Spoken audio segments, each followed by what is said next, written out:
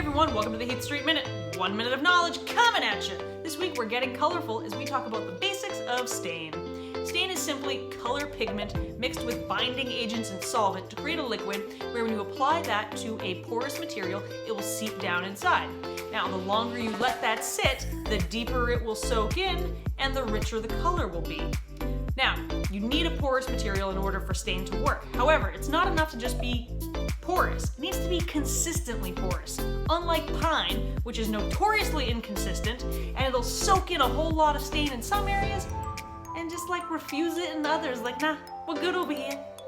What up, pine? We get blotchy finishes because of you. Now, you had oak, which is nice and evenly porous throughout.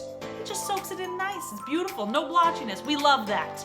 Now, remember, we need those pores to be open in order for the stain to get in. So don't over sand or you'll close off those pores.